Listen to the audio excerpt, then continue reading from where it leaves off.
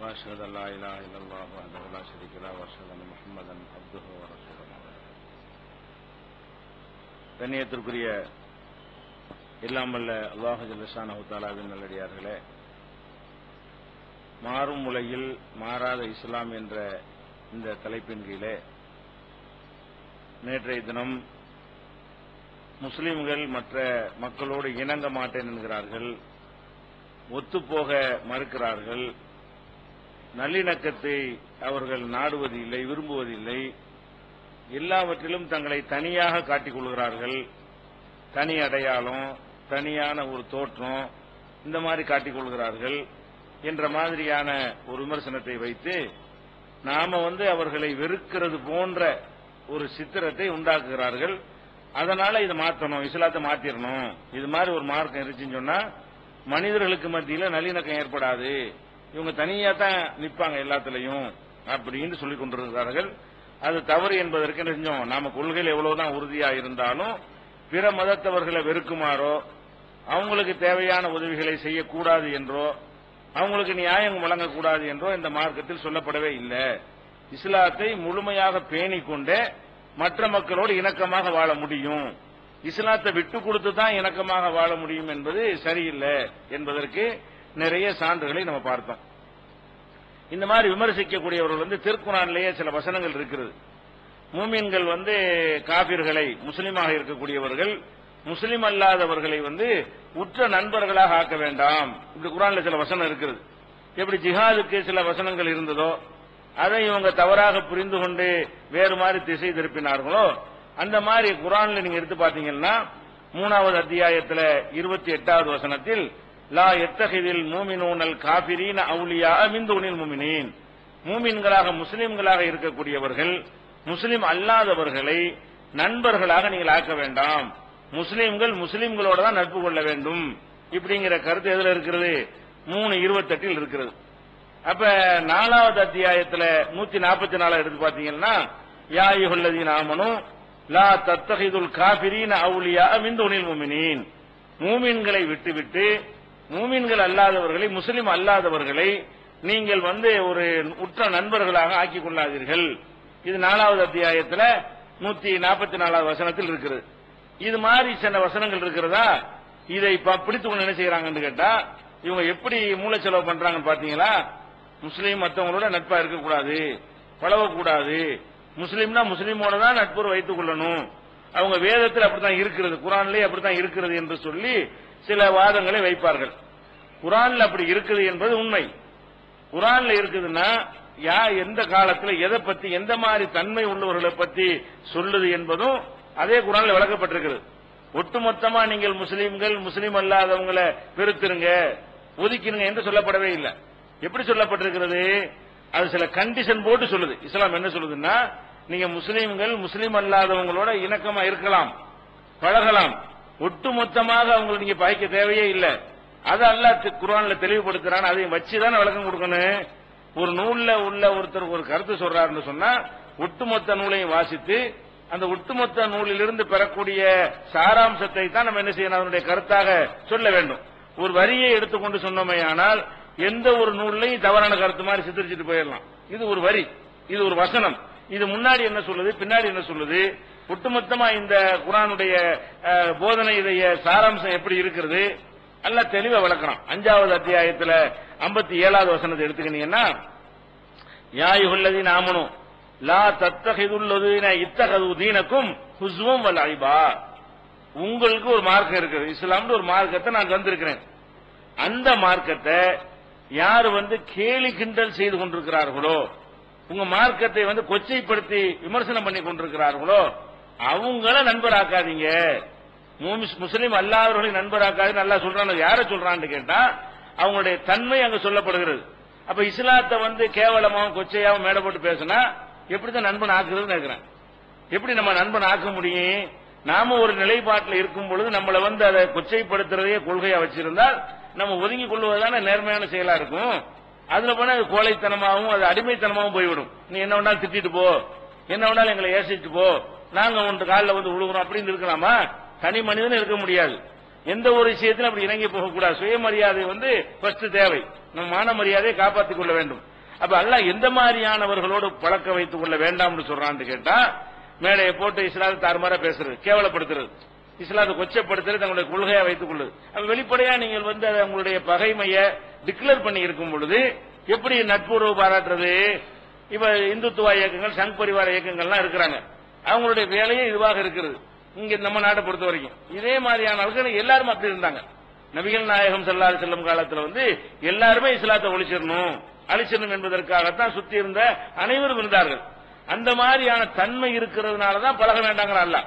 அப்ப உங்களை கேலி செய்வான், கிண்டல் செய்வான், வாங்கன்னு தோல்ல போட்டு இப்படி உற்ற நண்பர் ஆக்குறது மன ரீதி அதற்கு நடிக்கிறதா தான் இருக்கும். அப்படி உற்ற நண்பர் ஆக போனமே ஆனால் நாம நடிப்பவர்களா இருப்போமே தவிர மனசு ஒத்துக்கிறோமா? அதை நம்மளை திட்ட, உங்க குடும்பத்தை திட்ட ஒருத்தன போய் நீங்க தோழமை கொள்வீங்களா? அது சொல்ல மாட்டீங்க. உங்க தாய் தந்தையை திட்டவனோட போய் நீங்க அப்பா அம்மா திட்டினாலே நாங்க நண்பர்கள் இருப்போமா? கொச்சப்படுத்தி கேலி செஞ்சா இப்படி ஒவ்வொரு மனிதனுக்கு அவன் விரும்பக்கூடிய ஒன்றை அடுத்தவர்கள் கேலி கிண்டல் செய்வார்களேயானால், கொச்சைப்படுத்துவார்களேயானால் அவங்களோட அவன நட்பு இருக்க முடியாது. ஒரு தேவைக்கு ஒரு காரியம் சாதிக்கிறதுக்கு நடிக்கிறது அப்படி இருப்பானே தவிர அது உள்ளத்திலிருந்து வரக்கூடிய நட்பாக இருக்க முடியாது. இந்த ஒரு விஷயத்தை மறைத்து விடுவார்கள். காபிர்களை நண்பர்கள் ஆக்காதீங்கன்றதை எடுத்துக்கொள்வார்கள். யார சொல்லுகிறது என்பதை செய்ய மாட்டாங்க, எடுத்துக்கொள்ள மாட்டார்கள். அதே மாதிரி அல்லாஹ் என்ன சொல்லி காட்டுறான், எவ்வளவு அழகா சொல்றான்னு பாருங்க. ஒலா எஜிரிமன்னக்கும் ஷனஆனு கௌமின் அலா அன் சத்தூக்கும் அனில் மஸ்ஜிதுல் ஹராம்.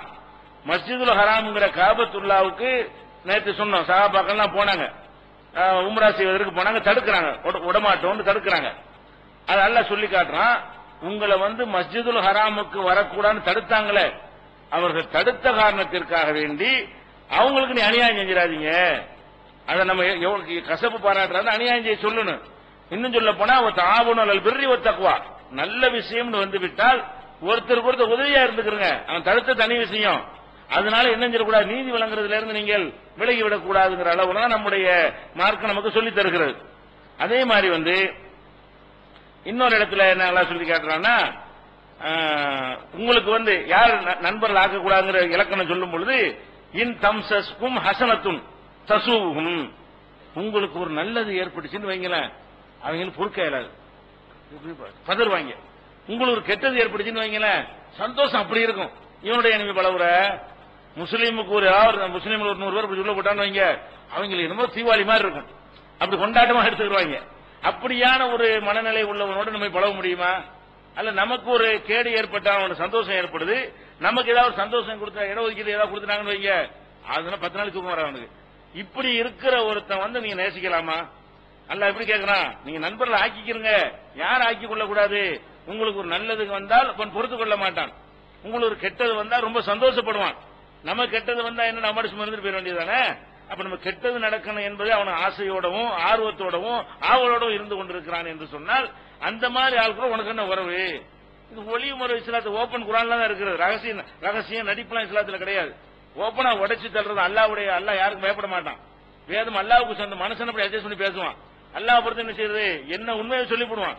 உன்னை கேள்வி பண்ற உனக்கு என்ன உறவுன்னு அல்லாஹ் கேட்கறான். நடிச்சுக்கிட்டு ஆட்கள் சேர்க்கறதுக்காக வேண்டி நம்ம 2 ஒண்ணு, இந்த விளையாட்டுல எங்க கிடையாது, அல்லாஹ் இடத்துல கிடையாது. மனுஷனுடைய தன்மை. இறை வேதம் என்பது அல்லாஹ்வுடைய வேதம் என்பதில் அந்த தன்மையை பார்க்க முடியாது.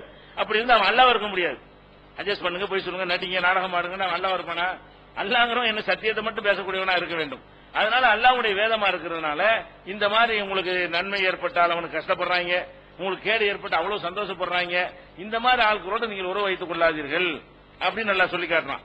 இன்னும் சொல்லி காட்டுறான், வத்து மா அனித்தும், நீங்க அவங்களை ஒரு நண்பர்கள் ஆக்காதீங்கன்னு மட்டும் சொல்லல. 3வது அத்தியாயத்துல பாத்தீங்கன்னா ஃபுல் டீடைல்ஸ் எல்லாம் கொடுக்குறான். 118 119 வசனங்கள்ல, முஃமின்களே நீங்கள் உங்கள் அல்லாதவர்களை நீங்கள் உற்ற நண்பர் ஆக்கிறாதீங்க. ஏன் தெரியுமா? வத்து மா அனித்தும், நீங்கள் சிரமப்படுவதை அவர் விரும்புகிறார்கள். அவங்களுடைய ஒரே நோக்கம் என்ன? நீங்க கஷ்டப்படணும், நீங்க சிரமப்படணும், உங்களுக்கு நல்லது கிடைக்கவே கூடாது என்று என்ன செய்யறாங்க? அவங்க ஆசைப்படுகிறார்கள். அது பதத்தில் பகுலாவும் என் அப்புவாகியும், வாயிலிருந்து அந்த வெறுப்பு வெளியேவும் ஆகிவிட்டது. வாயினாலே சொல்றாங்க, உள்ளுக்குள்ள மட்டும் வைத்திருந்தால் உங்களுக்கு தெரியாது என்று சொல்லிவிடலாம். இந்த மாதிரி நாங்க இதுல சந்தோஷப்படுகிறோம் என்பதை வெளிப்படையா ஓப்பனா என்ன செய்யறாங்க? அறிவிக்கிறார்கள். அவங்களுடைய வெறுப்பு தெளிவாக வெளியே வந்துவிட்டது. ஒமா துகுபி சுதூர்ஹும் அக்பரு, சொல்லாம உள்ளத்துல இன்னும் பெருசா இருக்குது. அல்லாஹ் சொல்லி காட்டுறான். சொன்னது கொஞ்சம், வெறுப்புல கொஞ்சத்தை தான் உமிழ்ந்திருக்கிறார்கள். அதான் தப்பா நினைச்சிடக்கூடாது, நம்மள ஒரு மாதிரியா கருதிடக்கூடாது என்பதற்காக வேண்டி கொஞ்சம் தான் சொல்லுவாங்க வெறுப்ப. அதுவே கொடூரமா இருக்கிறது. மறைத்து வைத்திருக்கிறார்கள் உள்ளுக்குள்ள, அது இன்னும் அதிகமாக இருக்கிறது. உங்களுக்கு ஆயத்து அத்தாட்சிகளை தெளிவாக ஆக்குகிறோம், நீங்கள் வழங்கிக் கொள்ளுங்கள். நீங்க அவங்கள விரும்புறீங்க, அவன் ஒன்னே விரும்ப மாட்டேங்கிறானே. அல்ல கேட்கிறான், துகைப்புணகும் யுகைப்புணகும், நீ அவங்கள விரும்புறேங்கிற நேசிக்கிறேங்கிற, அவன் உன்னைய நேசிக்கிறானா? உன்னைய நேசிச்சா நீ கஷ்டப்படுற உனக்கு சந்தோஷம் ஏற்படுத்துமா? உன்னைய நேசித்தா உனக்கு வெறுப்பு உமிழ்வானா? நேசம்னா பரஸ்பரம் இருக்கணும், டூ சைடு இருக்க வேண்டும். நேசம் என்று சொன்னால் இருதரப்புல இருக்க வேண்டும். ஒரு தரப்புல நேசிக்கிறேன் வேண்டியது, அவன் செருப்பட அடிச்சுட்டே இருப்பான், நான் நேசிக்கிறேன் இதான் நேசிக்கிறது. அப்ப நேசம் என்பது இருதரப்பிலும் சமமாக இருந்தால்தான் அதுக்கு பேர் நேசம், அதுக்கு பேர் நட்பு. அது இருக்குதா? இருக்கு, சில பேர் இருக்குது. சில பேர் முஸ்லீம் அல்லாத எவ்வளவு மக்கள், அதிகமான மக்கள் வந்து முஸ்லீம் இணக்கமா இருக்கிறாங்க, நல்லா பழகுறாங்க, அந்த கால் பண்ணிச்சே பார்க்க மாட்டாங்க, எல்லாத்திலும் செய்ய மாட்டாங்க, பார்க்க மாட்டாங்க. அண்டை வீட்டார மட்டும் பார்ப்பாங்க, ஒரு வியாபாரியை மட்டும் பார்ப்பாங்க, ஒரு பள்ளித்தோழனை மட்டும் பார்ப்பாங்க. அப்படியான மக்கள் நிறைய பேர் இருக்கிறாங்க. அவங்களோட பழகக்கூடாது மார்க்கம் சொல்லுதா? அவங்களோட கசப்பா நடக்க சொல்லுகிறதா? யாரு கசப்பா நடக்கிறாங்களோ அவங்களோட நீங்க கசப்பா நடந்துட்டு போ அப்படின்றதா இஸ்லாத்துடைய போதனையாக இருக்கு நம்ம பார்க்கிறோம். அதே மாதிரி 60வது அத்தியாயத்துல 8, 9 வசனங்கள்ல இது அழகா பிரிச்சு எல்லாம் காட்டினான். 2 வகையா பிரிச்சு, இந்த மாதிரி ஆட்களோட உறவு வேணாம், இந்த மாதிரியான ஆட்கள் நல்லாவே உதவியெல்லாம் செய்யி, அப்படி எல்லாம் என்ன செய்யறான், பிரிக்கிறான். எப்படி பிரிக்கிறான்? லா யன்ஹாக்குமுல்லாஹு அனில்லதீன லம் யுகாத்திலுக்கும் ஃபித்தீன், உங்களோடு மார்க்க விஷயத்தில் யார் சண்டைக்கு வரவில்லையோ, உங்கள்கிட்ட தனிப்பட்ட அடிச்சுக்கிறான் முடிச்ச சண்டை வரதான் நீங்க மனசுக்கு முதல்ல, நீங்க ஏதாவது கடன் வாங்கியிருப்பிய, கொடுக்காம இருந்திருப்பியா, இல்ல அவன் கடன் வாங்கி தராம இருந்திருப்பான், அதுல சண்டை வந்து உங்களுக்கு அடிச்சிருப்பான், நீங்க அவனை அடிச்சிருப்பீங்க, அந்த சண்டை இல்ல. இது எல்லா மனுஷனுக்கு வரும், முஸ்லீமுக்கு மத்தியில வருமா இல்லையா? கொடுத்த கடனை கேட்ட அடி சண்டை முஸ்லீமுக்கு மத்தியில வராதா? அல்லாஹ் என்ன சொல்றான்? உங்களை வந்து தீன் விஷயத்தில் உங்களோட சண்டைக்கு வராம இருக்கிறார்களோ, யார் வந்து மார்க்க விஷயத்தில் உங்களோட என்ன செய்யறாங்க, மோதி பார்த்து இஸ்லாத்தை ஒழிச்சாக வேண்டும், இந்த மார்க்கம் சரியில்லை, இந்த நாட்டை விட்டு அப்புறப்படுத்துவோம், இப்படியான ஒரு முறையில் அவர்கள் பேசுகிறார்கள். அல்லாஹ் என்ன சொல்றாங்க? லா யன்ஹாக்கும், அல்லாஹ் உங்களுக்கு தடை போடவில்லை, அனில்லதீன லம் யுகாத்திலுக்கும் ஃபித்தீனி, தீன் விஷயத்தில் உங்களோட சண்டைக்கு வராமல் இருக்கிறார்களே, அந்த மாதிரியான மக்கள் விஷயத்தில் அல்லாஹ் எந்த தடையும் போடவில்லை. வலம் யுஹ்ரிஜூ மின் தியாரிக்கும், உங்கள் சொந்த ஊரில் உங்களை வெளியேற்றாமல் இருக்கிறார்களே, ஊரை விட்டு வெளியேற்றினாங்கல்ல, அப்படி இல்லாதவர்களா இருக்கிறார்களே, அந்த மாதிரியான மக்களுக்கு வந்து அந்த பர்ரூஹும் துக்ஸிது இலையும், அவங்களுக்கு நீங்கள் நன்மை செய்வதையும் அவங்களுக்கு நீதி வழங்குறதையும் அல்லாஹ் தடுக்கவே இல்லை. குர்ஆன் அல்லாஹ் சொல்லி காட்டுறான், உங்களுக்கு விட்டு சண்டைக்கு வரல, அவங்க உண்ட வேலை உண்டு இருக்கு, அவங்க மதத்தை ஃபாலோ பண்றாங்க, உங்களோட சண்டைக்கெல்லாம் வரமாட்டாங்க, உங்களை ஒழிக்க நினைக்க மாட்டாங்க, இப்படியான முஸ்லிம் அல்லாத மக்களாக இருப்பார்களே, ஆனால் அல்லாஹ் தடை செய்யவில்லை. இன்னும் சொல்ல போனா இன்னல்லாஹ யுஹிப்புல் முக்ஸிதீன், நியாயமா நடப்பவர்களை அல்லாஹ் நேசிக்கிறான். அவன் நியாயமா நீ நியாயமா நடக்கணும், அவன் நேர்மையா வந்து பழகும்போது நீ வந்து அயோக்கியத்தனமா நடிக்க கூடாது, எனக்கு நேர்மை தான் பிடிக்கும் என்ற காரணத்தினால் அல்லாஹ் என்ன போதனை செய்யறான், இந்த மாதிரி மக்கள்கிட்ட நீங்க வந்து நண்பர் நல்ல உதவியெல்லாம் செஞ்சுக்கிறீங்க, நல்லா பழகிக்கிறீங்கிறான். இது வந்து 68ல 69ல் அல்லாஹ் சொல்லி காட்டுகிறான், இன்னமா யன்ஹாக்குமுல்லாஹ், அல்லாஹ் எதை தடை செய்கிறான் என்றால், அனில்லதீன காத்தலுக்கும் ஃபித்தீன், மார்க்க விஷயத்தில் உங்களோடு யார் சண்டைக்கு வருகிறார்களோ, அஹ்ரஜூக்கும் மின் தியாரிக்கும், உங்கள் ஊர்களை விட்டு உங்கள் வீடுகளை விட்டு உங்களை விரட்டினார்களோ, அந்த மாதிரியான ஆட்கள், வல்லாஹரு அலா இஹ்ராஜிக்கும், உங்களை வெளியேற்றுவதற்கு உறுதுணையா நின்றார்களோ, ஒத்துழைப்பு செய்தார்களோ, உங்களை வெளியேற்றி இருக்கணும், உங்களை ஊரை விட்டு வெளியேற்றுவதற்கு துணையாக நின்றார்களோ, இந்த மாதிரியான மக்களுக்கு வந்து நீங்கள் வந்து உதவி செய்வதை அல்லாஹ் தடுக்கிறான். அப்ப இஸ்லாத்தை பொறுத்த வரைக்கும் நாம மார்க்கத்தை கடைபிடிக்கிற காரணத்தினால் அவங்களை வெறுக்கணும் ஒதுக்கணும் என்று நமக்கு மார்க்கம் சொல்லி தரவில்லை. நபிகள் நாயகம் ஸல்லல்லாஹு அலைஹி வஸல்லம் அந்த மாதிரி நடக்கவே இல்லை என்பதற்கு சான்றுகளை நேற்று பார்த்தோம்.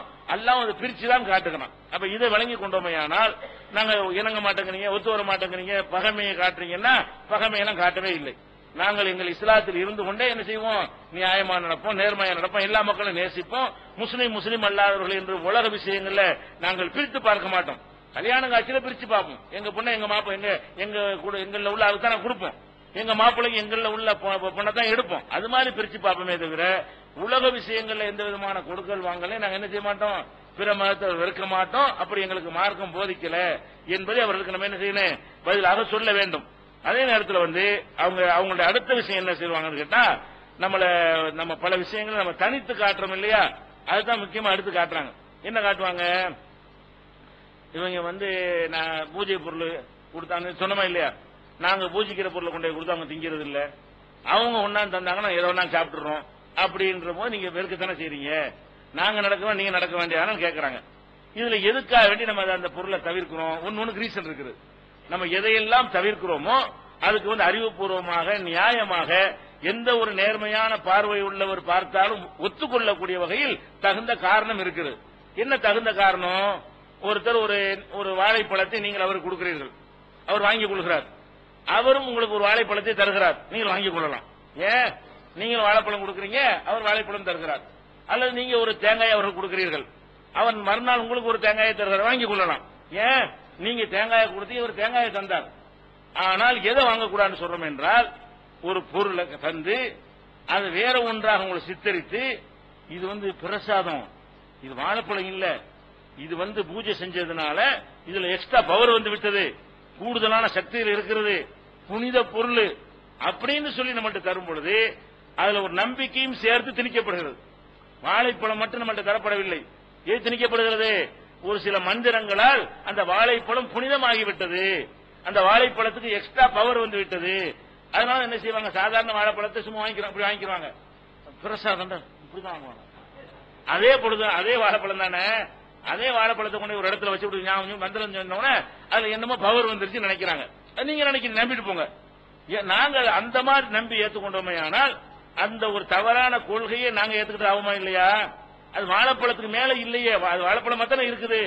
ஒண்ணு அதுல உள்ள என்ன பவர் இருக்குன்னு காட்டுங்க, காட்டினா ஏத்துக்கணும். பவர் இருக்குன்னு என்ன செய்யணும்? ஒரு டெஸ்ட் பண்ணி பார்த்து லேப்ல கொண்டு கொடுத்து இந்த வாழைப்பழத்தையும் பாருங்க, இந்த வாழைப்பழம் பாருங்க என்னமோ இருக்குது அப்படின்னு காட்டினா கொண்டாங்கன்னு வாங்கிக்கலாம்.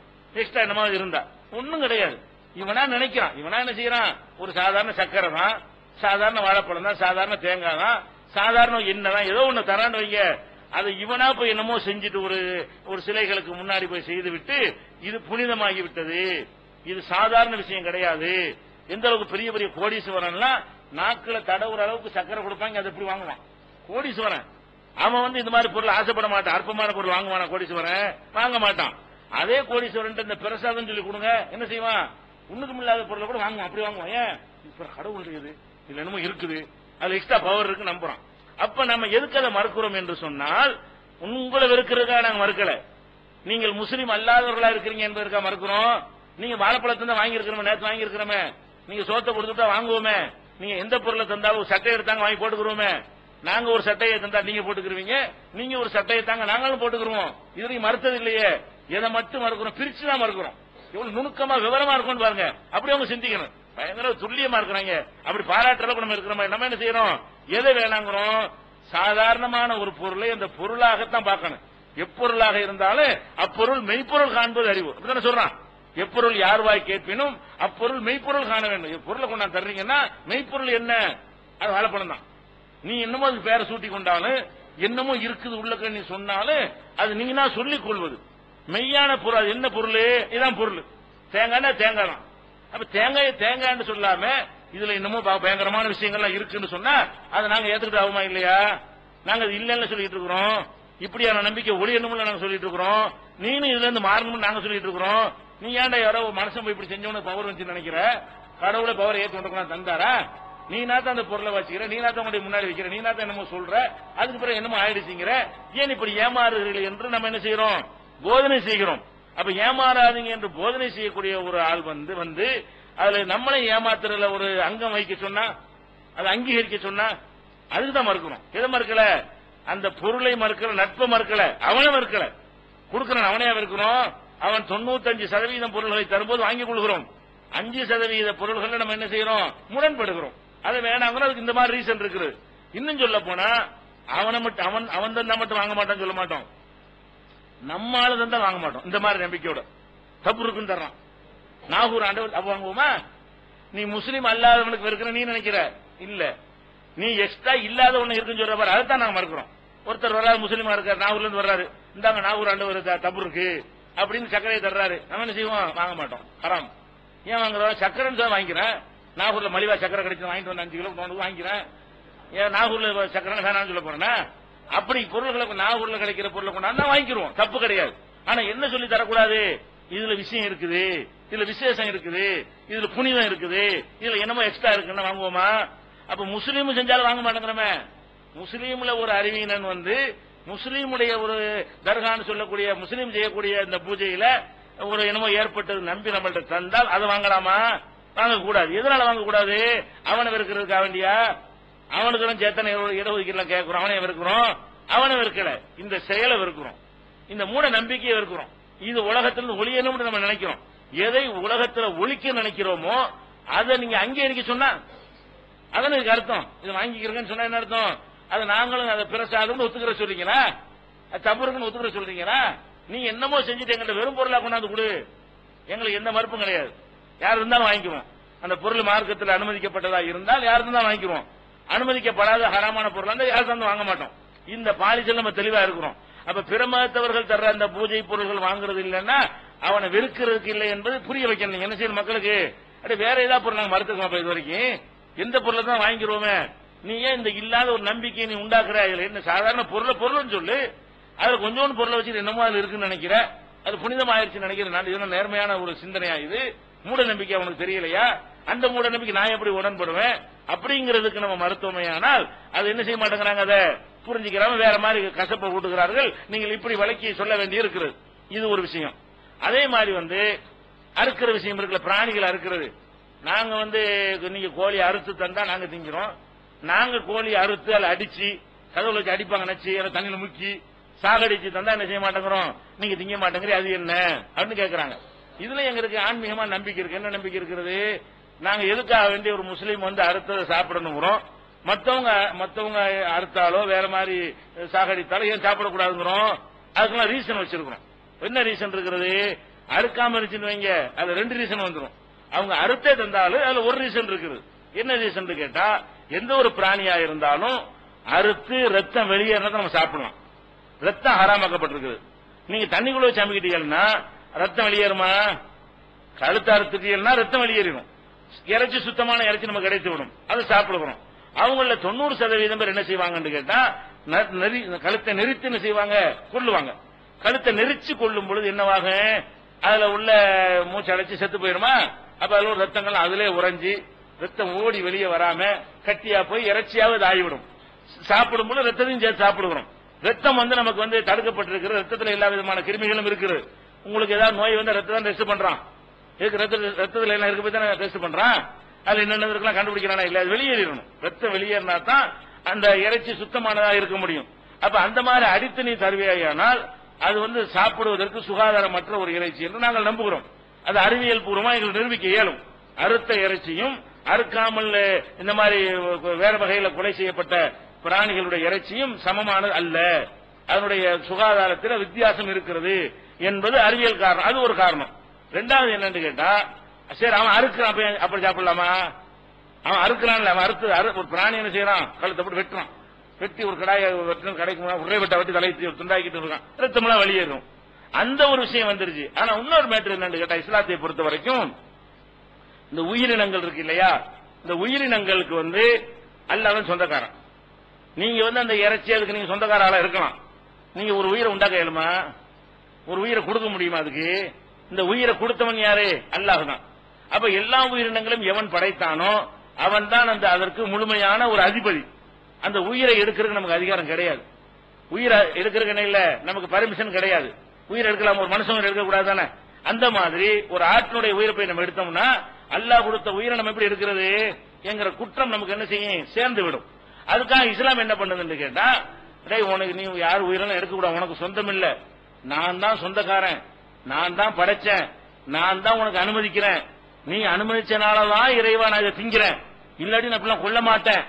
இவ்வளவு வச்சுதான் அறுக்க சொல்றான். பிஸ்மில்லா சொல்ல சொல்றான். அல்ல என்ன சொல்றான், நீ என்னமோ இப்ப ஆட்டறது திங்கிறதுக்கு ஒரு மந்திரம் நினைச்சுக்கிட்டு இருக்காத, பிஸ்மில்லா சொல்லி அறுக்கிறதுக்கு என்ன அர்த்தம்? எல்லாம் இந்த ஆடு ஏன் ஆடு இல்ல, இது நீ படைச்ச, இந்த உயிர் உன்னுடைய உயிர், நாங்க உயிரை எடுத்து திங்கிறது அளவுக்கு நாங்க ஆளுக்கு கிடையாது, நீ தடுத்துதான் நாங்க தின்றுக்க மாட்டோம், நீ பர்மிஷன் கொடுத்திருக்கிற, பிஸ்மில்லா என்று சொல்லி அறுத்த பிறகு நீ சாப்பிட்டுக்கங்கிற. அப்ப படைத்தவனாகி இருக்கக்கூடிய நீ அனுமதி கொடுத்தாய் என்று மனசில் ஒத்துக்கொண்டு அறுக்கும் பொழுதுதான் அல்லாஹ் இருந்து லைசன்ஸ் வாங்குறான். அதான் லைசன்ஸ். ஒரு பிராணி அறுக்கிறதுக்கு லைசன்ஸ் என்ன, ஒன்னும் லைசன்ஸ் வேணுமா இல்லையா? இந்த மார்க்கத்தில் பிராணி அறுக்கிறதுக்கு லைசன்ஸ் என்ன? எஜமான் இருக்கான் இல்லையா, அவன் சொல்லி தந்த வாக்குமூலத்தை சொல்லிவிட்டு அறுத்தால் தான் அவன்கிட்ட லைசன்ஸ் வாங்கி அறுத்தீங்கன்னு அர்த்தம். இப்ப வந்து உலகத்துல புரிஞ்சுக்கிறதுக்கு உதாரணத்துக்காக சொல்லணும் வைங்களேன், இந்த கசாப்பு கடையில கறி விற்கிறாங்க. விற்கும் போது என்ன செய்யறாங்க, மாநகராட்சியில போய் அந்த அறுக்கிற இடம் வச்சிருப்பான அங்க போய் அறுக்கிற இடத்த அறுக்காம இவன் அங்க போய் அறுத்து வித்தான்னு வைங்க, மாநகராட்சி பிடிச்ச என்ன செய்வான், கறி வந்து தூக்கிட்டு போயிடுவான். ஏன் முறைப்படி அறுக்கல, இவனுக்கே முறை வைக்கலாமா, ரெண்டு ஒரே அரிசி தான். அவன் அறுத்தா அந்த மாதிரி தான் ஆக போகுது. இவனா போட்டு ஒரு கடையில முனிசிபாலிட்டி சொல்லாம வீட்டுல போட்டு ஆட்டுறதுக்கு முன்னாடி என்ன செய்யறான், அவங்க கட்டி தொங்க விடுறான்னு வைங்க, வந்து பார்த்து சீல் இருக்கான்னு பார்ப்பாங்க. மாநகராட்சி சீல் அது தொலைல இருக்கணும், சீல் வச்சு வெளியே வந்தா தான் அந்த இறைச்சி வைக்கணும் மனுஷன் போட்டுக்கிட்ட சட்டம். அப்ப என்ன செய்யறான், ரெண்டு ஆடு தொங்குது, ரெண்டும் ஒரே மாதிரி அறுக்கப்பட்டிருக்கிறது, ரெண்டும் ஒரே மாதிரி சுத்தமா இருந்தால் கூட ஒன்னு லைசன்ஸ் இவன் போட்ட லைசன்ஸ் ஒண்ணுக்கு இருக்குது, ஒண்ணுக்கு லைசன்ஸ் இல்ல. லைசன்ஸ் இல்லாட்டி விற்க கூடாது, லைசன்ஸ் இல்லாட்டி விற்க கூடாது. என்ன வித்தியாசம், ரெண்டு வித்தியாசம் சொல்லு. வித்தியாசம் எங்க இருக்குது, லைசன்ஸ் எல்லாம் வித்தியாசம் இருக்குது. கரையில வித்தியாசம் இருக்கா, மெத்தட்ல வித்தியாசம் இருக்குதா? லைசன்ஸ் வாங்கி செய்யறதுக்கு லைசன்ஸ் வாங்காம செய்யறதுக்கு டிஃபரெண்ட் இருக்கா இல்லையா? ஒருத்தன் கார் ஓட்டுறான், லைசன்ஸ் வாங்காம ஓட்டுறான், வாங்கி ஓட்டுறான், ரெண்டு பேர் அவன் நல்லா தான் ஓட்டுறான். லைசன்ஸ் வாங்கணும் கூட ஒழுங்கா ஓட்ட மாட்டேன் நேரத்தில், லைசன்ஸ் வாங்காத நல்லா ஓட்டுவான். ஆனா யாரும் பிடிப்பான், பேப்பர் எங்கடா உனக்கு அனுமதி வாங்கினியா, ரோட்ல எங்க ரோட்ல ஓடுறதுக்கு அதுக்குள்ள வரியை கட்டி அரசாங்கத்தில் பர்மிஷன் வாங்கினியா, சாலை அரசாங்கத்துக்கு சொந்தமானது, இதுல ஓடுறதா இருந்தா இதுல எங்க பர்மிஷன் வாங்கி இருக்கணும், அந்த லைசன்ஸ் உனக்கு என்ன செய்யணும் இருக்கணும், வச்சிருக்கிறியா, ஓட்டுவதற்கு லைசன்ஸ் வச்சிருக்கணும். அப்ப லைசன்ஸ் இல்லாத ஒன்றை வந்து நம்ம வாங்குவோமா? நெருங்கிய நண்பராகவே இருக்காரு, லைசன்ஸ் இல்லாத இன்சூரன்ஸ் எல்லாம் வண்டி கொண்டாந்து தர்றாரு, ஓட்டுவோமா? நண்பர்கள் அது இருக்காங்க, இன்சூரன்ஸ் பிடிச்சிக்கிறாங்க, ஆக்சிடென்ட் ஆச்சுன்னா யாரு பதில் சொல்றது, சிக்கலா போயிடும், நம்ம எடுக்க மாட்டோம் தானே நம்ம. அப்ப லைசன்ஸ் இல்லாத ஒரு ஆள் செய்யற நண்பர் வர்றாரு, வண்டி வச்சிருக்கீங்க, நான் ஓட்டுறேன், உட்கார விடுவீங்களா? லைசன்ஸ் எல்லாம் ஓட்டி ஆயிடுச்சுன்னா என்னடா ஆகுறது, எங்க மோதிட்டு வை, இன்சூரன்ஸ் கிளைம் பண்ண முடியுமா, போலீஸ்ல தாய் போயிடும் அப்படின்னு சொல்லி மறுக்கிறோமா இல்லையா? அது நட்புக்கு எதிர்த்து அர்த்தமா? அந்த அடிப்படையில் நாம இந்த இஸ்லாமிய நம்பிக்கை, எங்க நம்பிக்கை பிரகாரம் உயிரினங்களை கொல்லக்கூடாது, மனுஷனையும் கொல்லக்கூடாது, வேற எந்த உயிரினத்தையும் கொல்லக்கூடாது. எந்த உயிரினத்தை சாப்பிட அல்லாஹ் அனுமதித்து இருக்கிறானோ அவன் அனுமதிக்கிற ஒரு கண்டிஷன் அனுமதிக்கிறான். என்ன கண்டிஷன்? என் பேரை சொல்லி, இறைவா நீ அனுமதிச்சதால் தான் நான் அறுக்கிறேன், இல்லாட்டி இந்த உயிரினத்தை கொல்லணுங்கிறாள் நான் கிடையாது, நான் கொடூரமானவன் கிடையாது, உயிரை கொண்டு திங்கிறாள் நான் கிடையாது, நீ பர்மிஷன் கொடுத்த, நீ தான் சொந்தக்காரன், நல்லா தின்னுங்கப்பான்னு சொன்ன, நீ சொன்னதுனாலதான் அறுக்கிறேங்கிறது பிஸ்மில்லாவுடைய அர்த்தம். பிஸ்மில்லா சொல்லிட்டு அல்லாஹ்வுக்கு பெரிய சேர்த்துறமா இல்லையா? உன் பெயரால் அறுக்கிற, நீ தான் பெரியவன், நீ பெரியாள், நீ சொல்ற கேட்டுதான் உன்கிட்ட பர்மிஷன் வாங்காம பெரியாட்ட பர்மிஷன் வாங்கணுமா இல்லையா? அவன் தான் பெரியவன், அவன்கிட்ட பவர்ஃபுல்லானவன், உன்கிட்ட பர்மிஷன் வாங்கணும். அப்ப இவங்க மத்தவங்க அறுத்தால் கூட அவங்க என்ன செய்யல, எவன் படைச்சாந்து பேசிக்கே ஒத்துக்கல, திருட்டாட்ட இருக்கிற மாதிரி தான் நம்ம நம்பிக்கை பிரகாரம். நீங்க முதல்ல இறைவன் ஒத்துக்கொள்ளல, அவன் அனுமதிச்சதுனாலதான் திங்கிறன்னு உங்க கொள்கை கிடையாது, அவன் தடுத்தாலும் திம்பிங்க, தடுத்த பன்றி எல்லாம் நாயெல்லாம் திங்க கூட செய்யறாங்களா இல்லையா? அவன் தடுத்தா தடுத்துக் கொள்ளணும், அனுமதித்தால் அனுமதிக்கணுங்கிற கொள்கை இருந்தா தான் அவர்கள் லைசன்ஸ் படி செய்கிறார்கள் அர்த்தம் வரும் எங்க நம்பிக்கை பிரகாரம். அப்ப எங்க நம்பிக்கை பிரகாரம் படைத்த இறைவனை ஏற்று அவன்கிட்ட பர்மிஷன் வாங்கி தான் ஒரு உயிரினை அறுக்கணும். கத்தரிக்காய் உருளைக்கிழங்குக்கு அது உயிர் எல்லாம் கொடுக்காத காரணத்தினால அதுக்கு லைசன்ஸ் எல்லாம் போடல, அதுக்கு வந்து பிரச்சனை இல்லைன்னு விட்டுட்டான்ல. அந்த மாதிரியான அடிப்படை சைக்கிளுக்கு லைசன்ஸ் இருக்குது, அது மாதிரி சைக்கிள் ஓட்டுற லைசன்ஸ் தேவையில்லை, டூ வீலர் லைசன்ஸ் வச்சிருக்கானா இல்லையா? அப்ப கத்தரிக்காய் உருளைக்கிழங்கு சைக்கிள் மாதிரி ஓடிட்டு போ அப்படின்னு நல்லா விட்டுவிட்டான். இதெல்லாம் காரு மாதிரி லைசன்ஸ் தான் ஓட்டணும், அப்படி எல்லாம் பிரிச்சு காட்டுறான். ரெண்டு விதமா என்ன செய்யறான், கொஞ்சம் பவர்ஃபுல்லானதுக்கு லைசன்ஸ் வேணும், ஆர்டினரியா உள்ளது லைசன்ஸ் வேணாம் அப்படிங்கிற ஒரு மனிதன் பிரிச்சு காட்டுற மாதிரி எல்லாம் அது மாதிரி பிரிக்க தான் செய்யறான். அப்ப சைவ விஷயங்களுக்கு நீ லைசன்ஸ் எல்லாம் தேவை கிடையாது. நான் வச்சுங்கிற உயிர் என்னுடையது, நான் உயிரை கொடுத்துருக்கேன், அது எடுக்கிறவங்க பர்மிஷன் கிடையாது, நான் கொடுத்தா தான் ஒவ்வொரு ஆட்டாருக்கும் ஒவ்வொரு தனித்தனியா வாங்கணும். ஒவ்வொரு உயிரினத்துக்கு என்ன செய்யணும், இதை அறுக்கிறேன் அல்லாஹ் அனுமதியை கொண்டு அறுக்கிறேன், நானா இருக்கல, இந்த ஒரு எண்ணம் வர வேண்டும் என்பதற்காகத்தான் அல்லாஹ் அந்த ஒரு சொல்லை நம்ம கற்று தந்திருக்கிறான். அப்ப இதனால வேணாங்க நம்ம என்ன செய்யணும், நம்ம பர்மிஷன் இல்லாத ஒன்று நம்ம நம்பிக்கை பிரகாரம் அவங்க பர்மிஷன் வாங்கல, அவங்களும் இருக்கல, அவங்க உருளைக்கிழங்கு தான் வாங்கிடுமா இல்லையா? உருளைக்கிழங்கு அறுத்து கொண்டாந்தாங்க திங்கிறோம். எங்க நம்பிக்கைப்படி இறைவன்ட்ட பர்மிஷன் வாங்கினாதாங்க திங்கணும் இருக்குது. அது நீங்க அந்த இறைவனை ஏற்றுக்கொள்ளாம இருக்கும், நாங்க எப்படி சாப்பிடுறது, பல தெய்வ வணக்க மாதிரி உள்ளது சேர்ந்துரும், இப்படின்ற ஒரு விஷயத்தை நம்ம என்ன செய்யணும், புரிய வைக்க வேண்டும். அடுத்து என்ன செய்வாங்கன்னு கேட்டா, நம்முடைய கோலம் அதுக்கு வந்துருவாங்க. கோலம் இருக்குல்ல, எல்லாரும் ஒரு மாதிரியா இருப்பாங்க, இவங்க மட்டும் என்ன செய்வாங்க, ஒரு மாதிரியா முழங்கால் கிழிச்சு போட்டுக்குவாங்க, ஒரு மாதிரியா தலப்பா கட்டிக்கிடுவாங்க, ஒரு மாதிரியா தாடி வச்சுக்கிடுவாங்க.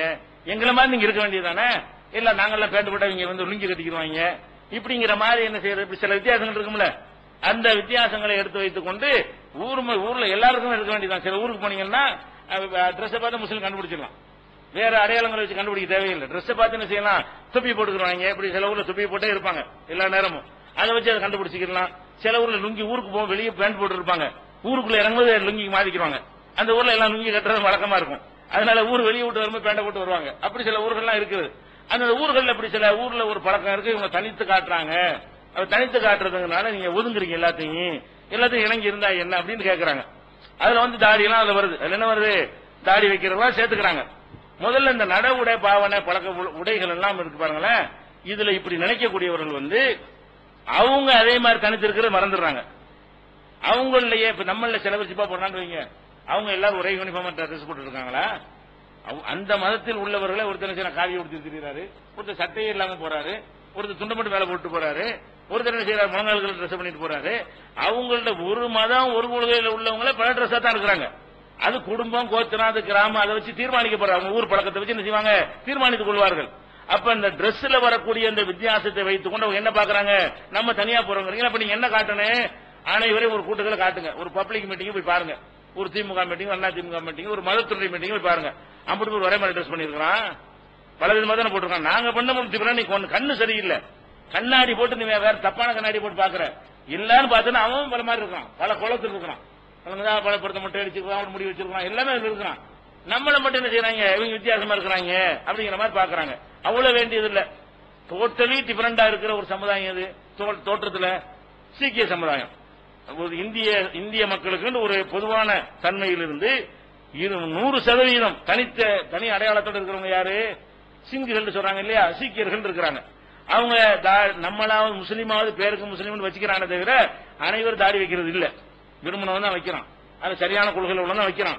அதிகமான பேர் வைக்கிறது இல்ல. இது வந்து மதத்துல கட்டாயப்படி திணிக்கிற அளவுக்கு நம்மளோட சொல்றதும் கிடையாது. இல்லாட்டி உன்னை மதத்தை விட்டு நீக்கிடுவோம், உன்னை ஜனாசாவுக்கு அடக்கம் செய்ய மாட்டோம், பள்ளியாசல் விட மாட்டோம் என்ன சொல்லியிருக்கானா, சொல்ல மாட்டான். தாடிக்குன்னு சொல்ல மாட்டான். தாடி வைக்கிறது சொல்ல சுண்ணத்துமா விரும்பணும் வைக்க, அப்படிதான் போயிட்டு இருக்குங்க. அங்க என்ன விஷயம், வைக்கலன்னா இருக்க முடியாது. தாடி வைக்கலன்னா இதுல சேர முடியாது, சீக்கியனாக இருக்க முடியாது, சிங்கிள் சேர்க்கவே மாட்டாங்க. அப்ப தாடி வைக்கிற கம்பல்சரி ஆக்கி வச்சிருக்காங்க. சரி தாடியாச்சும் பரவாயில்ல, 24 hours வெளி உலகத்துல தலப்பா வச்சு டோட்டலா மறைச்சிட்டு இருக்கணும். அது வந்து ஒரு அநீசியான ஒரு ஆடையா இருந்தும் கூட அதை பார்க்காம என்ன செய்யறாங்க, அவங்க இருக்கிறாங்க. இப்படி பேசக்கூடியவர்கள் அவங்க விஷயத்துல என்னைக்கா பேசியிருக்கிறாங்களா? நான் கேட்கிறேன், கசப்புல பேசுறாங்களா, நிஜத்துக்கு பேசுறாங்களா? எல்லா வகையிலும் 100% தனி ஒரு டிரெஸ்ஸோடவே அவங்க இருக்கிறாங்களே. நான் அவங்களை வெறுக்கிறதுக்கு சொல்லல, அது அவங்க பழக்கம், நாம வெறுக்கல, அதை நம்ம குறையும் சொல்லவில்லை. இதை நீ குறையா சொல்லக்கூடிய ஆள். முஸ்லீம்ல அனைவரும் தாடி வைக்கல, ஏதோ கொஞ்சம் பேர் வைக்கல. இந்த கொஞ்சம் பேர் தாடி வச்சதுனால நாங்க தாடி இல்லாம இருக்கோம், நீங்க தாடி வச்சிட்டு இருக்கிறோம் அப்படிங்கிற மாதிரி ஒரு சித்திரத்தை உண்டாக்கி பிரிவினை காட்டுறதுக்கு அப்படி தூண்டுறீங்களே. எல்லாரும் வச்சுக்கிட்டு இருக்கிறாங்க, அதையில நீங்க முதல்ல சொல்லணும், அதையில நீங்க விமர்சிச்சிருக்கணும். இவங்க சரியில்லாத ஆளுக்கு சொல்லுங்க பாப்போம், சொல்ல மாட்டாங்க. ஏன் உள்ளூரை வந்து நம்ம மேல வெறுப்பு இருக்கு, அவங்களுக்கு உள்ளூர் வெறுப்பு இல்ல. காரணம் என்னன்னு கேட்டா, உள்ளூர் அவங்கள வந்து அவங்கள மாதிரி போய் சேர போறதுல உங்களுக்கு லாஸ் கிடையாது. நிறைய பிள்ளை கொஞ்சம் கொஞ்சமா போய் சீக்கிரம் சேர்ந்துட்டு இருக்கிறானா, அதனால அவன் மேல வெறுப்பு வர மாட்டேங்குது. நம்ம மேல மட்டும் என்ன வெறுப்பு வருது, நீங்க 100ங்கிறாங்க, 150 ஆயிட்டாங்க, 200 ஆகிறாங்க, இப்படி கூட்டிட்டே போறாங்க. என்னத்தையாவது சொல்லி வெறுப்பை தக்க வச்சுட்டே இருப்போம். முஸ்லீம்களுக்கு பிடிக்காத மாதிரி ஒரு தோற்றத்தை உண்டாக்குங்கிற சொல்றீங்கன்னா நிஜமா உங்களுக்கு பிடிக்கலையா? இந்த ட்ரெஸ் அணிகிறது உங்களுக்கு வித்தியாசமா இருக்கு, நிஜமா பிடிக்கலன்னா அவனை முதல் சொல்லிட்டு எங்கள்கிட்ட வாங்க. அப்படி சொல்லலையே, நீங்க யாருமே சொல்லலையே, அதை நம்ம பார்க்க வேண்டும். இதனால இது ஒரு பொய்யா சொல்றார்கள். அதே நேரத்தில் வந்து நம்ம தாடி வைக்கிற விஷயம் இருக்கு இல்லையா, அது வந்து தாடி வைக்க, நம்ம ஏன் தாடி வைக்கிறோம், இவன் தேர்ந்து வித்தியாசப்படுறதா வைக்கிறோம். இந்த நாட்டுக்கு இஸ்லாம் வர முந்தையே தாடி வைக்க சொல்லியாச்சு. இது இந்தியாவில் வந்து இவனுக்கு நமக்கு சண்டை வந்து உங்கள்ட்ட நான் டிஃபரெண்டா இருக்கிறேன் பாருண்ட தாடி வச்சு ஆரம்பிச்சோம். இனிமேல் நாங்கள் உங்களுக்கு போட்டியாக தாடி வைக்க போறோம். இவங்களோட உள்ள பஞ்சாயத்தாது, இந்த நாட்டில் உள்ள இந்துக்களுக்கு நமக்குள்ள பஞ்சாயத்தா தாடி வைக்கிறது, இந்த நாட்டில் உள்ள கிறிஸ்தவர்கள் நமக்குள்ள பஞ்சாயத்தை தாடி வைக்கிறது. நமக்கு நபிகள் நாயகம் காலத்தில் இந்த நாட்டுக்கு இஸ்லாம் வருவதற்கு முன்னாடியே நமக்குடைய சட்டம் இது. நம்முடைய சட்டம் வந்து அல்லாஹ்வினால் தரப்பட்டு அல்லாஹ்வுடைய ரசூலால் சொல்லப்பட்டு அதற்காக நம்ம இதை செய்கிறோமா, இவங்களுக்கு மாற்றம் செய்யறதுக்காக நம்ம செய்யறோமா? மாற்றம் செய்யறதுக்காக செய்யல.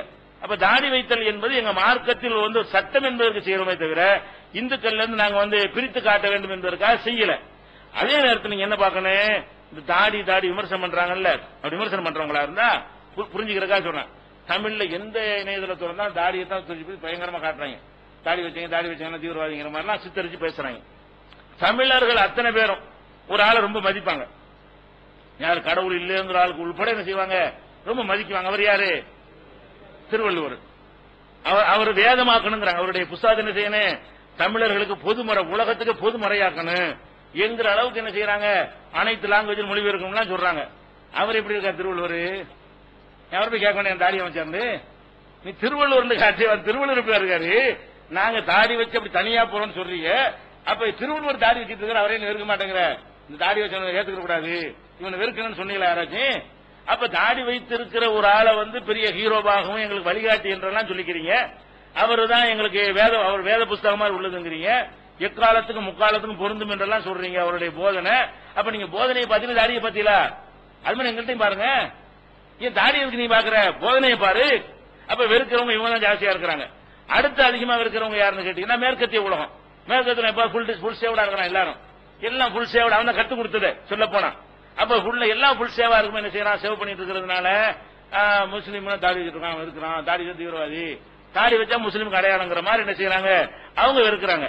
அது நிஜமா இருந்தா அவங்க யார கடவுள் குமார் என்று சொல்றாங்க, அவர் எப்படி இருக்கிறாரு, அவங்க யார வணங்குறாங்க, கடவுளுடைய குமார் இயேசுவை வணங்குறாங்க. இயேசு என்ன செய்யறாரு, ஃபுல் சேவா இருக்காரா, தாடி இருக்கிறாரா, நாடகத்துல காட்டுறீங்க, சிலையில காட்டுறீங்க, படமா காட்டுறீங்க, அது அவர் தானே இல்லையா? அந்த டாபிக் நான் போகல.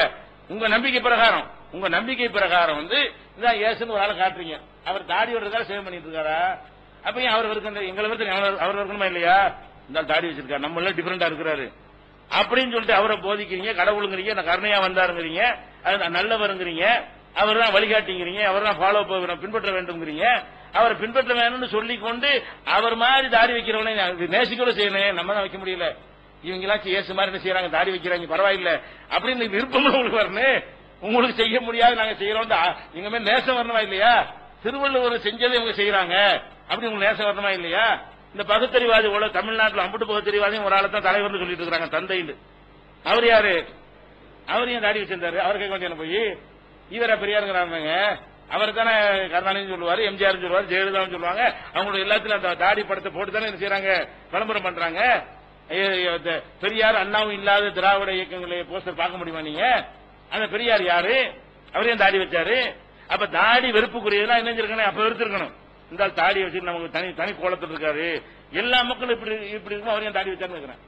நாட்டில் உள்ள அத்தனை தாடி வைக்காம இருக்கும்போது அவரையும் தாடி வச்சாரு.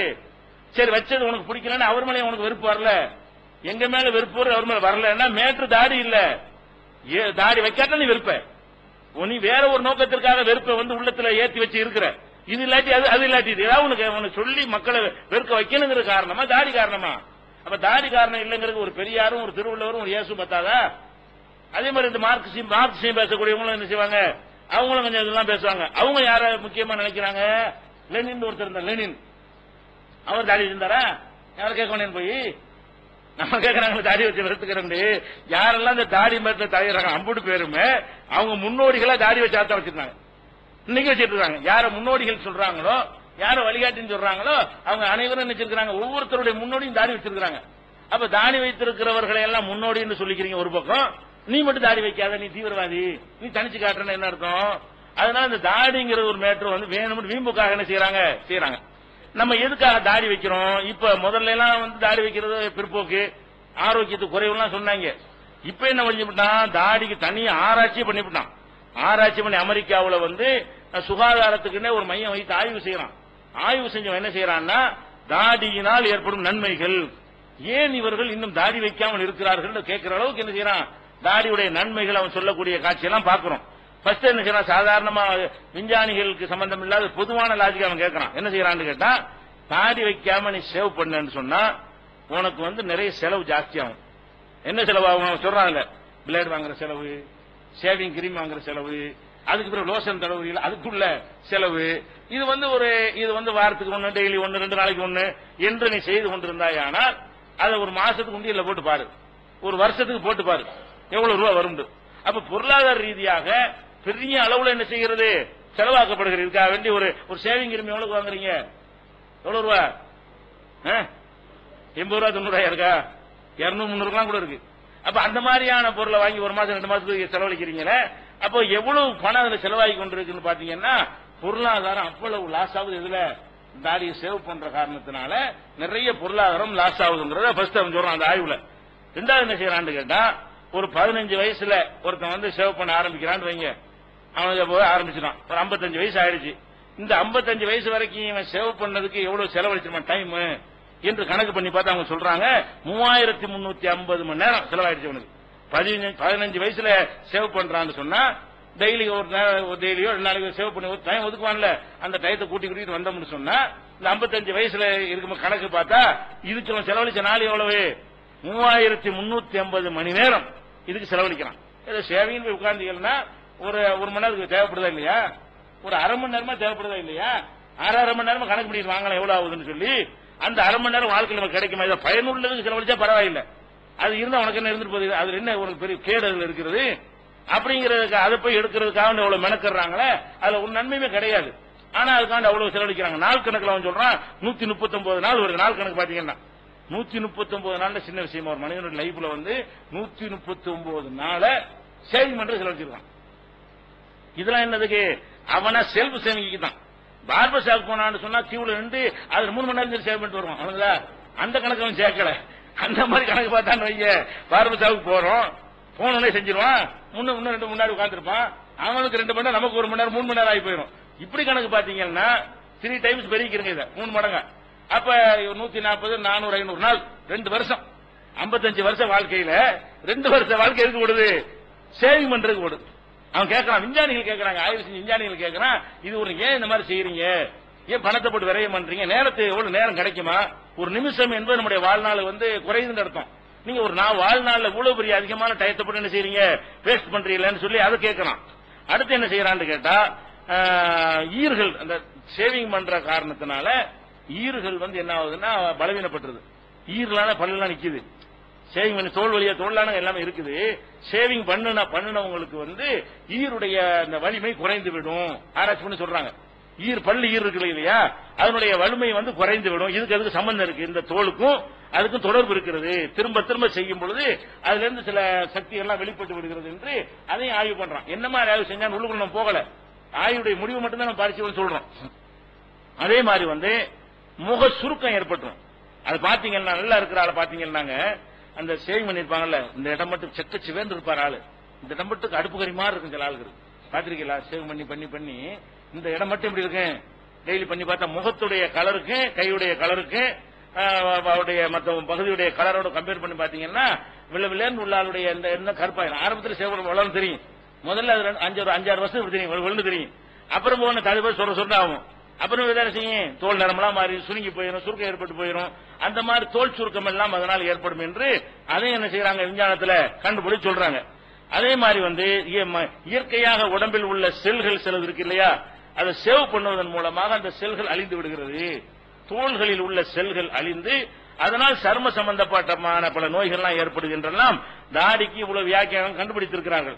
அதுபோக இன்னொரு விஷயத்தை கண்டுபிடித்திருக்கிறார்கள், அது வந்து நமக்கு தேவையில்லை. அது வந்து சொல்றான் அப்படி என்னன்னா, தாடி வச்ச ஆட்களுடைய ஒரு 15-25 வயசு உள்ளவர்களை தாடியுடனும் தாடி இல்லாமலும் அறத்தாடியுடனும் இப்படி பல விதமா போட்டோக்கள் எடுத்து அப்படி சர்வே கொடுக்கறாங்க. எது உங்களுக்கு கம்பீரமா இருக்குது, இந்த படத்துல யார் ஒரு ஆண்மையா தெரிகிறா, யார் கம்பீரமா தெரிகிறான்னு ஆண்கள்ட்டையும் கல்லூரி மாணந்து இதே டீம் தான், இதே அமெரிக்க டீம் தான் செய்யுது, ஆய்வு செய்யுது.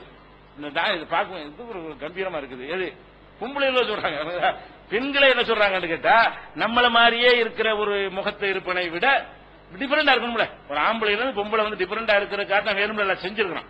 பொம்பளை முகம் ஒரு வல் இருக்குது, ஆம்பளை முகம் அதே மாதிரி இருந்தா செய்யாது, அது ஈர்ப்பா இருக்காது. ஒரு வித்தியாசமா தான் ஈர்க்கணும். எதனால ஈர்க்கப்படுறோம், ஒரு ஆண்ல இருந்து பெண்ணு ஈர்க்கப்படுற காரணம் என்னன்னு கேட்டா நமக்கு இருந்து டிஃபரெண்ட் அவங்க இருப்பதனாலையும் அவங்க டிஃபரெண்டா இருக்கிற விஷயங்கள்ல நம்ம ஈர்க்கப்படுறோம்.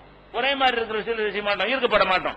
அப்ப அந்த ஈர்ப்பு வருவதற்காக வேண்டி செஞ்ச ஒரு விஷயத்தை இவங்க எடுத்தனால பெண்களை என்ன சொல்றாங்க, அதிகமான பெண்கள் என்ன செய்யறாங்களா, இந்த போட்டாக்களை பார்க்கும் பொழுது நிறைய பெற்ற கல்லூரி எல்லாம் போய் நம்ம ஆய்வு செய்யலாம். அனைவருடைய அதிகமானவருடைய கருத்து என்ன வருதுன்னு கேட்டா இந்த தாடியில் தான் ஒரு கம்பீரம் இருக்குது, ஒரு ஆண்மை இருக்கிறது, ஒரு ஆளுமை தெரிகிறது அப்படின்னு சொல்லக்கூடிய அளவுக்கு விஞ்ஞானிகள் இப்ப ஆராய்ச்சி பண்ணி அதையும் சொல்லக்கூடிய காட்சியை பார்க்கிறோம். இப்படியான ஒரு அடிப்படையை நீங்க பார்க்கணும். அது போக என்னன்னு கேட்டா மார்க்க ரீதியா பாத்தீங்கன்னா நமக்கு நபிகள் நாயகம் ஸல்லல்லாஹு அலைஹி வஸல்லம் அதை வந்து சுன்னத்தை ஆக்கி இருக்கிறார்கள். அது வந்து வலியுறுத்தி இருக்கிறாங்க. தாடி வைக்கிற நன்மைன்னு சொல்லி இருக்கிறாங்க. அதை வந்து ரொம்ப ரொம்ப ஆர்வம் மூட்டி இருக்கிறார்கள்.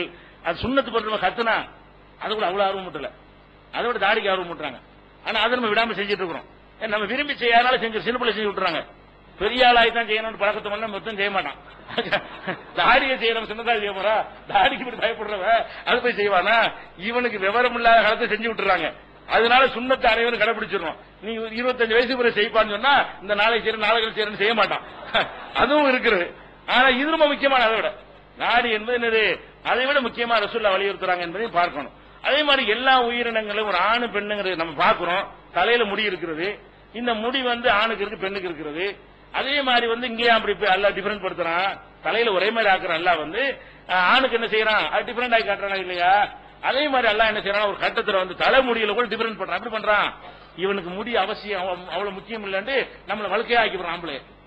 ஆம்பளை தான் வழக்கு, பொம்பளைக்கு வழக்கு வருதா? அதனால பொம்பளை கூந்தல பெருசா வைக்கிறாங்க. கூந்தல் நம்ம எல்லாரும் விரும்புறோமா இல்லையா? அது ஒரு முடிதானே, கூந்தலுக்கு ஒரு முடிதானே. தாம்பத்திய ஏதாவது சம்பந்தம் இருக்கு அதுல? இல்லறத்தில் ஈடுபடுவதற்கு இந்த முடிக்கு ஏதாவது தொடர்பு இருக்குதா? இல்லறத்தில் இருக்கக்கூடிய உறுப்புகள்ல உணர்ச்சியை தூண்டக்கூடிய ஒன்றாக இருக்குமா? அது ஒண்ணுமே இருக்காது. ஆனால் கண்ணுக்கு என்ன செய்கிறது, இந்த கூந்தல் அப்படி பெருசா இருந்தா நல்லா இருக்குன்னு அந்த பெம்பளையும் நினைக்கிறாங்க, ஆம்பளையும் நினைக்கிறான். அப்ப அந்த மாதிரி ஆண்களுக்கு முடி அல்லாஹ் கொடுத்தாலும் அது அவசியம் இல்லைன்னு காட்டுறதுக்கு அல்லாஹ் என்ன பண்ணிவிடுறான், அவங்களுக்கு சில ஆட்கள் வழுக்கையா ஆக்கி முடி இல்லாம ஆக்கி அப்படிலாம் பண்ணிவிடுறான். பெண்கள்ல வழுக்கையே இருக்காது. ரொம்ப நோய் உள்ள ரொம்ப 1000த்துல ஒரு 10,000த்துல ஒண்ணு வேணா அப்படி இருக்குமே தவிர பெரும்பாலும் என்ன செய்யாது, அவங்களுக்கு வழுக்கை விழுவாது. அந்த மாதிரி இருக்கும் பொழுது அதுல என்ன டிஃபரெண்ட் வழங்குறோம், பொம்பளைன்னா முடி இருக்கணும் அல்ல அப்படிதான் வச்சிருக்கான். ஆம்பளைக்கு அவசியம் அப்படின்னு அதை கரெக்டா புரிஞ்சுக்கிறோம் இல்லையா? அதை புரிஞ்சுக்கிட்டு முடிக்குதான் அதிகமா செலவு செய்யறாங்க பொம்பளை. மற்ற எதுக்கு செலவழிக்கிறோட, ஆம்பளை சேவிங் செலவு செய்யறதை விட பெண்களுடைய முடிக்கு அவர் செலவு இருக்க சாப்பாடு செலவு விட அதிகம். அதுக்கு செய்யற சாம்பு கம்பு, அதுக்கு போடக்கூடிய அலங்காரங்கள், அதை எடுத்து பாத்தீங்கன்னா சிரிக்கிறது சொல்ல, உணவு செலவை விட உண்மையில் அதிக செலவழிக்கிறாங்க. முடிக்காக வேண்டி அவ்வளவு செலவழிக்கிறாங்க. அப்ப அப்படி ஒரு பெண்கள் தங்களுடைய பெண்மைக்கு அவ்வளவு செய்யும் போது ஒரு ஆம்பளை செய்ய மாட்டேங்கிறீங்க. நமக்கு ஒண்ணு சல்பேட் யூரியா ஒண்ணு போட அதான் வளர்ந்துடும். தாடிக்கு பெரிய ரிஸ்கா எடுக்கணும், உழைப்பா செய்யணும், விட்டா வந்துட போகுது. அதுக்கு இந்த மாதிரி கூந்தல் தைலம் ஒண்ணும் வாங்க தேவையில்லை. அதுக்காச்சும் வளராம எல்லாம் இருக்கு. இது அப்படிலாம் கிடையாது. அப்ப இயற்கையாக வரும்பொழுது நம்ம என்ன செய்யணும், ஆண்மைக்கு அல்லாஹ் ஒன்றை தருவானேயானால் அதை காப்பாற்றணும். பெண்களுக்கு இல்லாம ஆம்பளைக்கு தான் நல்லா தர்றான். அப்ப பெண்களுக்குன்னு கொடுப்பதை அவங்களுக்கு காப்பாற்றுவது போல ஆண்களுக்குன்னு கொடுப்பது ஆண்கள் காப்பாற்றணுங்கிற ஒரு அடிப்படையில் சிந்தித்து பார்த்தார்களே ஆனால் எல்லாருமே அதை வச்சிருவாங்க. தாடிங்கிறது சிக்கனமா இருக்கு, நேரம் மிச்சமாகுது, அதுபோக ஒரு கம்பீர தோற்றம் வருது, தோல்ல உள்ள அந்த செல்கள் அழியாம பாதுகாக்குது, ஈர்களை பலப்படுத்துகிறது. அதுபோக என்ன செய்யுதுன்னா அந்த தோல்ல வெப்பம் ஈர்கள் பலப்படுற இன்னொரு காரணம் சொல்றான். தோல்ல வெப்பம் படுமா இல்லையா, வெயில் எல்லாம் படுறமா இல்லையா, அந்த வெப்பத்திலிருந்து முடி எப்பவுமே தடுக்கும். வெப்பத்திலிருந்து அதான் தலைக்கெல்லாம் முடிய தந்திருக்கான். மண்டை ஓடு தாக்கி தெரிச்சுக்கணும், இல்லாட்டி அதுக்காக மண்டையில ஒரு முடிய வச்சு நம்ம காப்பாற்றுறோம். அதே மாதிரி தோள்கள்ல ஆண்களுடைய தோள்கள் சூடாகிக்கிட்டே இருந்துச்சுன்னு வைங்க, அதனால அது பாதிப்பு ஏற்படும். அதை அதை மெட்டுப்படுத்தி வெயில் படாம வெக்கப்படாம தடுக்கிறதுனாலையும் அந்த தோலுக்கு ஒரு நன்மை கிடைக்குது என்றெல்லாம் என்ன செய்யறாங்க, ஆராய்ச்சி பண்ணி சொல்றாங்க. இப்படி அதீதமான நன்மைகள் இருக்கிற காரணத்தினால நம்ம தாடி வைக்கிறோம், எங்க நபி சொன்னதுக்கு வைக்கிறோம். இது வைக்கிறதுனால உங்களை என்ன எது எப்படி பாதிக்குது, உங்களை கைப்பிடிச்சுட்டா பாதிக்கலாம், உங்களை அடிச்சா பாதிக்கலாம், உங்களை திட்டுனா உங்களை பாதிக்கலாம். நாங்க எங்க மூஞ்சில உள்ள தாடியை நாங்க வச்சு அதே உங்களை பாதிக்குது. அதே நேரத்தில் இவங்களே என்ன செய்யறாங்க, தாடி எல்லாம் கூடாதுன்னு சொல்லக்கூடியவங்க அனைவருடைய ஆன்மீக கொள்கை என்னவா இருக்குன்னு கேட்டா, சில முக்கியமான கடவுளுக்குன்னு சில விரதங்களை வைக்கும்போது தாடி வச்சிடறாங்க. அது தாடியே பெரிய ஆபத்தான பயங்கரமான விஷயமா இருந்தா அவங்க சில விரதங்கள் சில 40 நாள் 50 நாள் இதை சில சாமிக்கு என்ன செய்வாங்க, அவங்க தெய்வங்களுக்காக வேண்டி சில இதுகளை பண்ணுவாங்க.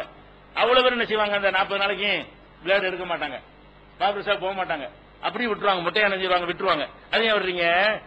அதுல என்ன நம்பிக்கை இருக்குதோ உங்களுக்கு ஒரு மாசத்துக்கு உள்ள நம்பிக்கை காலமெல்லாம் அவ்வளவு டிஃபரெண்ட். உங்களுக்கு ஒரு மாசத்துக்கு எந்த நம்பிக்கை இருக்கிறதோ அது எங்களுக்கு காலமெல்லாம் இருக்குது, அவ்வளவு வித்தியாசம். அது அடிப்படையே தப்புனா என்ன செய்யணும், ஏன்டா அப்படி இருக்கிற அப்படின்னு கேட்கணுமா இல்லையா? சாமிக்கா செய்யற அதே சாமி தான் நாங்க செய்யறோம், அல்லா சாமிக்கு. நீங்க ஒரு சாமிக்கு நாங்க என்ன செய்யறோம், நாங்களும் ஒரு சாமி அல்லாவுக்காக என்ன செய்யறோம், இறைவன் சொல்லி இருக்கிறான் அவனுக்காக செய்யறோம். அப்ப நாங்க எங்களுடைய மதத்திற்காக எங்க நம்பிக்கையாக செஞ்சா உங்களுக்கு வெறுப்பா இருக்கிறது, நீங்க உங்க நம்பிக்கை செஞ்சீங்கன்னா அது வெறுப்பா வரமாட்டேங்கன்னா என்ன நியாயமாயுது? அப்ப இந்த மாதிரி புரிய வைக்க வேண்டும். அதுபோக எல்லா ஜீவன்களை எடுத்து பாத்தீங்கன்னா, அதிகமான ஜீவன்களை எடுத்து பாத்தீங்கன்னா அல்ல மூஞ்சில தான் அந்த டிஃபரெண்ட காட்டுறான்.